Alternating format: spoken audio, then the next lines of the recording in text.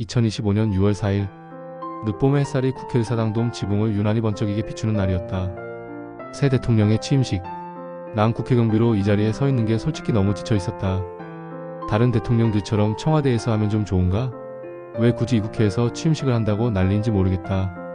평소에도 국회 출입하는 사람들은 바글바글한데 오늘은 아주 인산인해였다. 내 업무는 입구에서 초대장을 확인하는 것. 언론사 기자들은 목에 커다란 카메라를 걸고 연신 플래시를 터뜨리고 국회 밖 광장에는 이른 아침부터 새 대통령의 취임을 축하하거나 혹은 반대하는 인파가 가득했다.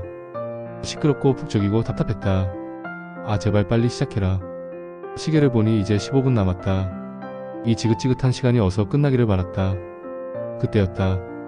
내 시야에 들어온 한 남자. 허름한 차림은 아니었지만 이 중요한 행사에 어울리지 않는 어딘가 촌스러운 양복 차림.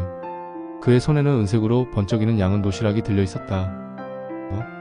근데 저 사람은 뭐지? 저 사람 왜 양은 도시락을 들고 있지? 윤봉길이야 뭐야? 순간적으로 그런 비현실적인 생각이 스쳤지만 워낙 많은 인파 속에서 별난 사람도 많다 보니 대수롭지 않게 넘겼다. 설마 그런 일이 실제로 일어날 거라고는 아무도 상상하지 못했을 테니까.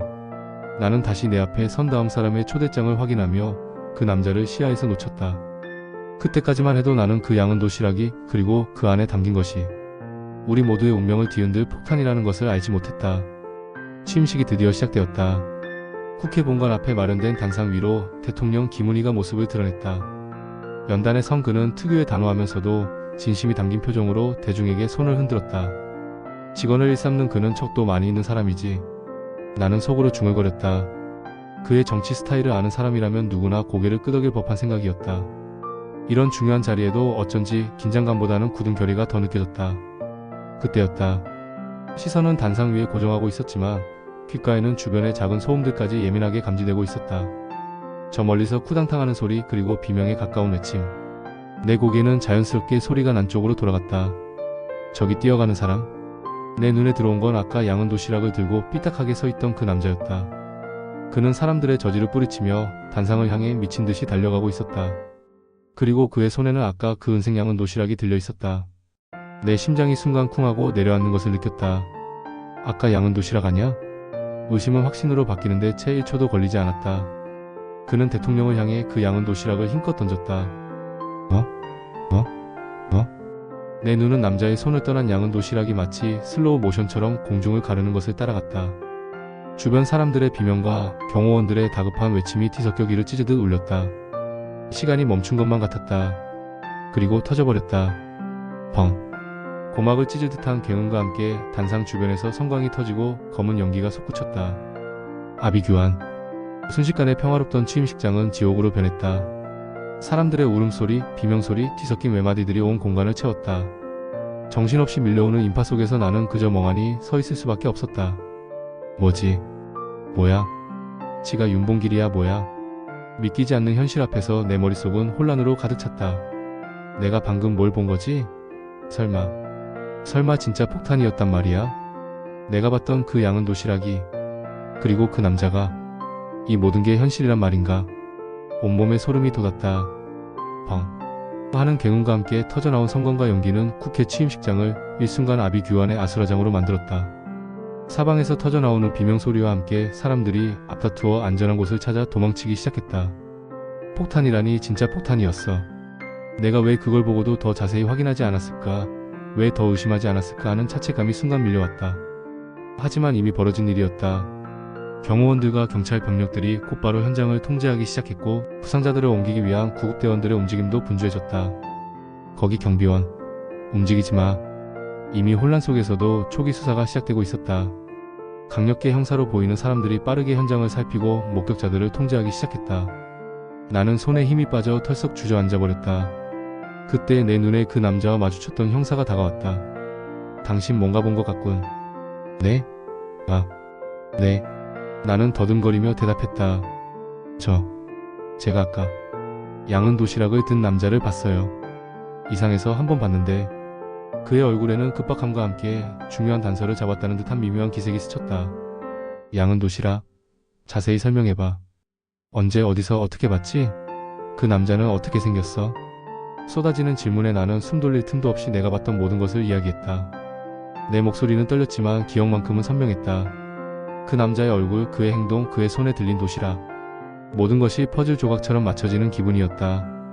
형사는 내 이야기를 듣는 내내 진지하게 고개를 끄덕였다. 내 목격이 단순한 혼란 속의 증언이 아니라 이 사건의 중요한 실마리가 될 수 있음을 직감했다. 당신은 중요한 목격자야. 수사에 적극적으로 협조해줘야겠어. 지금부터 우리는 당신의 도움이 필요해. 그의 말에 나는 비로소 상황의 심각성을 온몸으로 깨달았다. 단순한 경비 업무 중 벌어진 참사가 아니라 이제 나는 이 거대한 사건의 중심에 서게 된 것이었다. 지끈거리는 머리와 함께 가슴속에서는 알 수 없는 책임감이 밀려왔다. 형사의 당신의 도움이 필요해라는 말은 내 귓가에 맴돌며 잊히지 않았다. 혼란스럽고 두렵고 동시에 거부할 수 없는 무언가가 내 어깨를 짓눌러 왔다.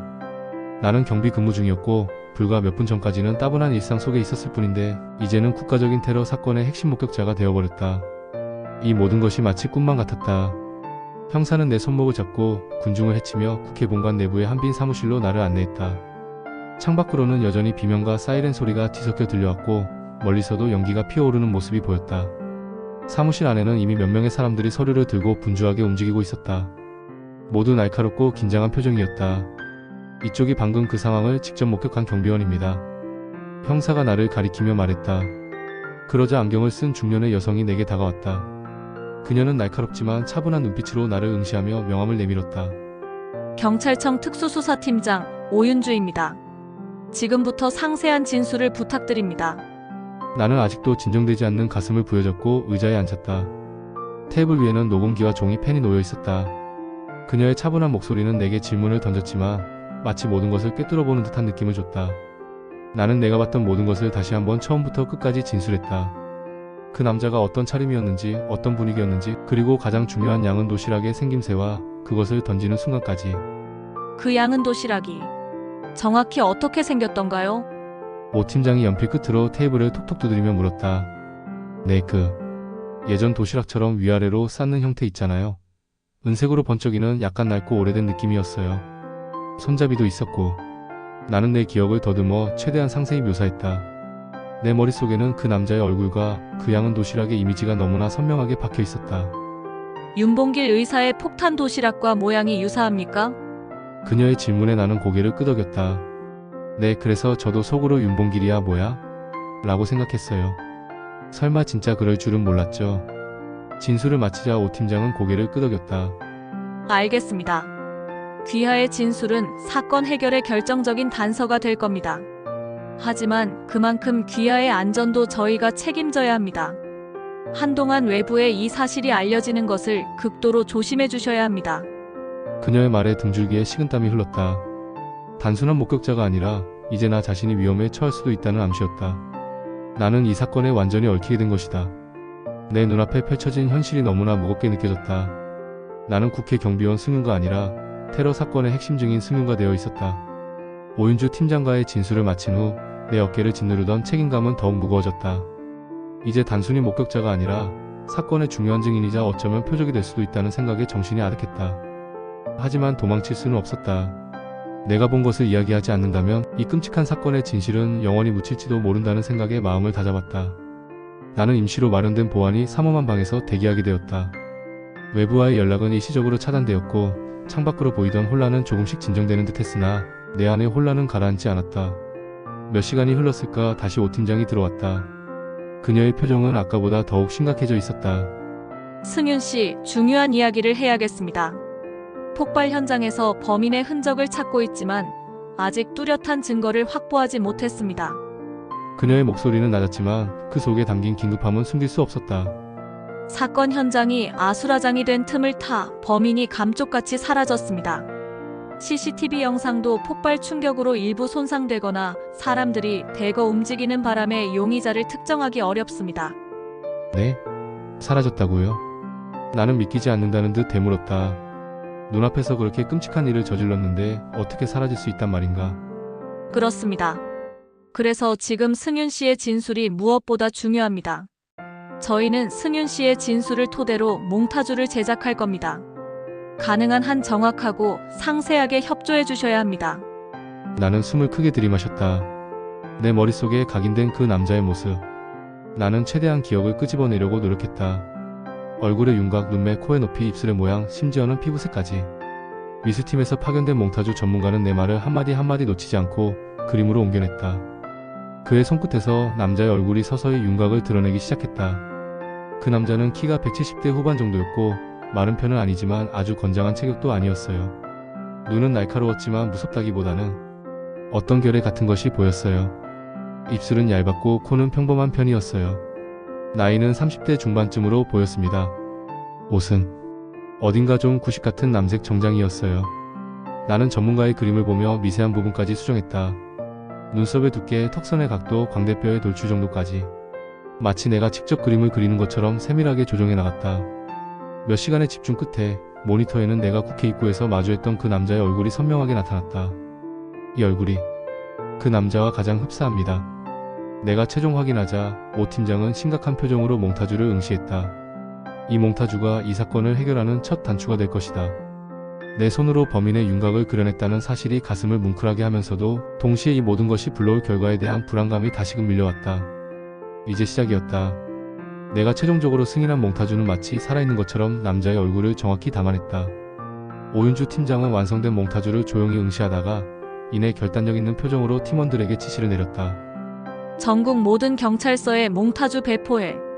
모든 CCTV 자료 재검토하고 주요 교통망, 출입국 기록도 다시 한번 확인해. 특히 양은 도시락이라는 키워드로 유사 사례가 있었는지도 다시 조사해봐. 순식간에 방 안의 분위기가 격렬해졌다. 모두가 각자의 위치로 돌아가 부산하게 움직이기 시작했다. 나는 그 모습을 지켜보면서 이 작은 방에서 시작된 하나의 그림이 얼마나 큰 파장을 일으킬지 실감했다. 마치 내가 던진 작은 돌멩이가 거대한 물결을 일으키는 듯한 기분이었다. 오 팀장은 나를 보며 말했다. 승윤 씨, 중요한 일 해주셨습니다. 이제 범인이 공개 수배될 테니 전국적으로 이 얼굴이 알려지게 될 겁니다. 잠시 동안은 더 철저한 보호를 받으셔야 합니다. 불편하시더라도 양해 부탁드립니다. 그녀의 말에 나는 고개를 끄덕였다. 이미 각오는 하고 있었다. 내가 중요한 목격자가 된 순간부터 평범한 일상과는 멀어진다는 것을 알았다. 오히려 이렇게 적극적으로 움직이는 모습에 조금이나마 마음의 안정을 찾을 수 있었다. 범인을 찾는다는 목적이 생기자 혼란스러웠던 내 마음속에도 작은 빛이 보이기 시작했다. 다음날 아침 전국의 모든 뉴스 헤드라인은 새 대통령 취임식 폭탄 테러 범인 몽타주 공개 수배로 도배되었다. 내가 그린 그 얼굴이 TV와 신문, 인터넷 뉴스 페이지를 가득 채웠다. 사람들의 눈빛이 담긴 그 몽타주는 강렬하게 나를 응시하는 것만 같았다. 그리고 오후가 채 되기도 전에 첫 단서가 들어오기 시작했다. 팀장님, 익명 제보가 들어왔습니다. 한 수사관이 흥분한 목소리로 보고했다. 몽타주 속 인물과 매우 흡사한 남자를 본 것 같다는 제보입니다. 경기도 외곽의 한 외진 모텔에서 며칠간 투숙하다가 어제 새벽에 급하게 사라졌다는군요. 모텔 이름과 주소 확보했나? 당장 현장으로 팀 보내. 오 팀장의 지시가 떨어지자마자 특수수사팀의 움직임은 더욱 빨라졌다. 나는 그 옆에서 초조하게 상황을 지켜봤다. 내가 목격했던 그 남자가 잡힐지도 모른다는 희망과 함께 어쩌면 나 때문에 위험에 빠질지도 모른다는 알 수 없는 불안감이 교차했다. 하지만 그 남자가 폭탄을 터뜨리는 장면을 생생히 기억하는 나는 어떤 식으로든 이 사건의 끝을 보고 싶었다. 내가 그를 받기에 나는 그를 찾을 책임이 있다고 느꼈다. 이제 퍼즐의 첫 조각이 맞춰진 기분이었다. 모텔에서 발견된 단서라는 소식에 수사팀은 일사불란하게 움직였다. 나는 여전히 안전가옥에 머물며 수사 진행 상황을 초조하게 기다렸다. 내 작은 행동 하나가 이렇게 거대한 사건의 흐름을 바꿀 수 있다는 사실이 때로는 두렵고 때로는 경이로웠다. 몇 시간 후 오 팀장으로부터 직접 연락이 왔다. 승윤 씨, 중요한 정보가 확인되었습니다. 모텔 객실에서 지문이 발견되었고 확인 결과 해당 지문은 전과 기록이 있는 김영진이라는 남자의 지문과 일치합니다. 김영진. 드디어 범인의 이름이 나왔다. 내 머릿속에 각인되었던 그 남자의 얼굴과 김영진이라는 이름이 연결되는 순간이었다. 내 눈앞에서 폭탄을 던졌던 그 남자의 정체가 밝혀지는 순간 몸에 전율이 흘렀다. 김영진이라는 인물은 과거 몇 차례 정부 비판 시위 전력도 있고 극단적인 사상을 가진 사람들과 교류했던 기록도 있습니다.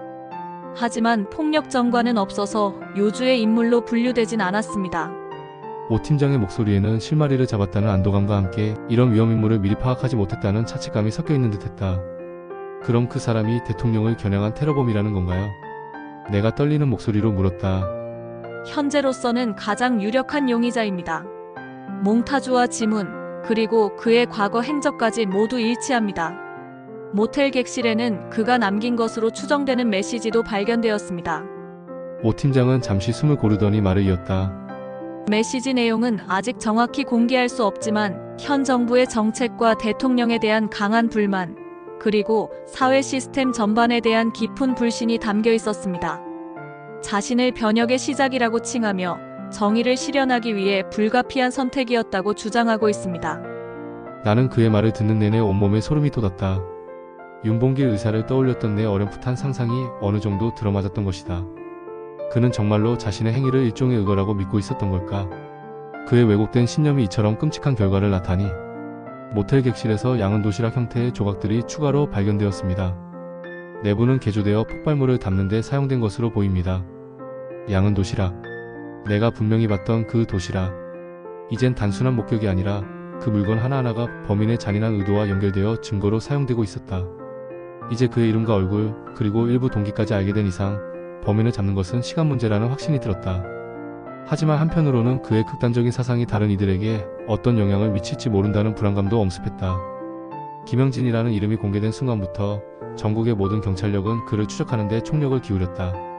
오윤주 팀장은 나에게 철저한 신변 보호를 약속하며 김영진이 재범을 시도하거나 혹은 그의 동조자들이 있을 가능성을 염두에 두어야 한다고 경고했다. 불안감이 가시지는 않았지만 내가 본 것을 진술한 덕분에 범인의 정체가 밝혀졌다는 사실은 마음 한구석에 묘한 안도감을 주었다. 전국 곳곳에 검문소가 강화되었고 김영진과 관련된 모든 인물이 재조사되었다.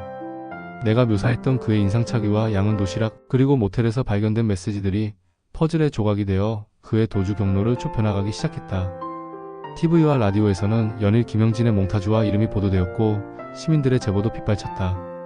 나도 모르게 뉴스를 볼 때마다 내가 기억하는 그의 얼굴과 몽타주를 비교하며 숨죽여 상황을 지켜봤다. 그렇게 며칠이 지났다. 수사팀으로부터 잠적했던 김영진이 경기도의 한 야산 인근 민가에서 검거되었다는 소식이 전해졌다. 그는 검거 당시에도 여전히 자신의 행동을 정의로운 저항이라고 주장하며 격렬하게 저항했다고 했다. 추가적인 폭발물이나 위험물은 발견되지 않았고 그의 범행은 독자적으로 계획된 것으로 보였다. 승윤 씨의 진술이 결정적이었습니다. 오윤주 팀장은 나를 찾아와 악수를 청했다. 상세한 목격 진술과 그를 토대로 한 몽타주가 없었다면 김영진을 이렇게 빨리 특정하고 검거하기 어려웠을 겁니다. 정말 감사합니다. 팀장의 말을 듣자 비로소 가슴을 짓누르던 무거운 돌덩이가 조금이나마 내려앉는 기분이었다. 처음에는 그저 평범한 국회 경비였던 내가 눈앞에서 벌어진 충격적인 테러 사건의 핵심 목격자가 되어 범인 검거에 일조했다는 사실이 아직도 믿기지 않았다. 수사가 진행되면서 밝혀진 김영진의 동기는 충격적이었다. 오랜 기간 쌓여온 사회적 불만과 왜곡된 정의감이 특정 지도자를 향한 맹목적인 증오로 바뀌었고 그것이 결국 끔찍한 폭력으로 표출된 것이었다. 그가 자신의 행동을 윤봉길 의사의 의거와 동일시했다는 사실이 밝혀졌을 때 나의 처음 직감이 섬뜩하게 들어맞았다는 생각에 몸서리가 쳐졌다. 사건은 마무리되었지만 내 마음속에는 깊은 흔적이 남았다. 그날의 갱혼과 연기, 혼비백산하던 사람들의 모습, 그리고 양은 도시락을 던지던 김영진의 눈빛까지 쉽게 잊혀지지 않을 것 같았다. 평범한 삶 속에서 예측할 수 없는 사건을 마주했을 때 주저하지 않고 진실을 말하는 것이 얼마나 중요한지 깨달았다. 국회 경비원으로서 다시 일상으로 돌아갈 수 있을지는 모르겠다. 아마도 한동안은 그날의 악몽에서 벗어나지 못할 수도 있다. 하지만 나는 이 경험을 통해 더욱 강해질 것이라고 믿었다. 그리고 무엇보다 나의 증언이 대통령 테러라는 전대미문의 사건을 해결하는 데 기여했다는 사실이 앞으로의 삶에서 내가 살아갈 용기가 되어줄 것이라고 생각했다.